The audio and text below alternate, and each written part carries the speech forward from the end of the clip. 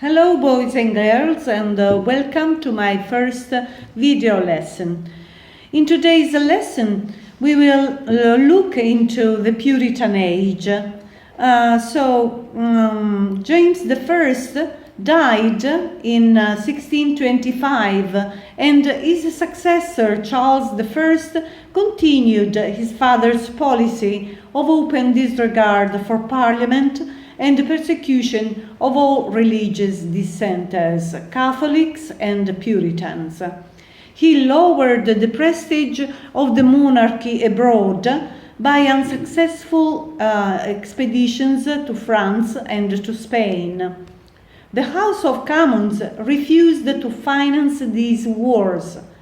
Charles dissolved the parliament and tried to obtain money by legal means and forced loans.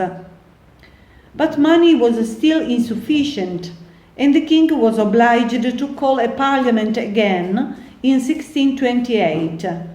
The Commons agreed to grant him a large sum of money on condition that Charles should accept the Petition of Rights, which is considered a very important document, as important as the Magna Carta. Two of the most important rules in the Petition of Rights were that no man was to pay any tax not approved by Parliament, and no man was to be imprisoned arbitrarily. The king was in favor of the High Church, the section of the Anglican Church that gave more importance to liturgy than to evangelical practice. When Charles I made Cardinal Laud a high churchman, Archbishop of Canterbury, the Puritans began to be persecuted, and this was one of the causes of the Civil War. Economic difficulties, together with religious problems, made things worse. Charles was obliged to call a parliament in 1640, which sat only for 1 month, the so-called Short Parliament, as the king would not tolerate any form of opposition. Owing to a violent rebellion in Scotland, Charles was obliged to call a parliament again in 1640, the so-called Long Parliament, 6 months after the Short Parliament. But this did not grant him any money.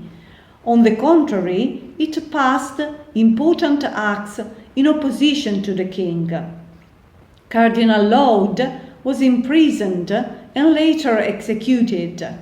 In 1641, the Commons asked the king to abandon the control of all military, civil and religious affairs. The king refused, and the Civil War broke out in 1642. The nobility, the clergy and a great part of the gentry sided with the king and were called cavaliers or royalists. London, the towns, the wealthy trading and the middle classes were for Parliament and were called parliamentaries or roundheads.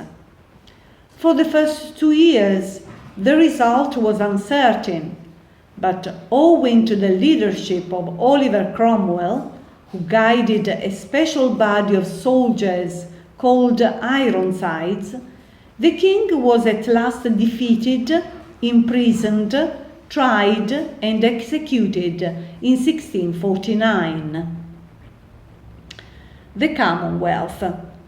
The monarchy was abolished together with the House of Lords, and England was proclaimed a Commonwealth, that is to say, a republic with a parliament of 1 chamber, the Commons, which was also dismissed in 1653, and the army ruled the land. Oliver Cromwell was made Lord Protector of England and Ireland.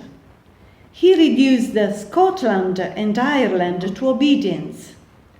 He revived English sea power and reorganized the navy and renewed the Navigation Acts, by which goods imported into England were to be carried out only by English ships. This led to a war with Holland, which for a generation had mastered the seas. The Dutch were defeated and obliged to accept the English terms.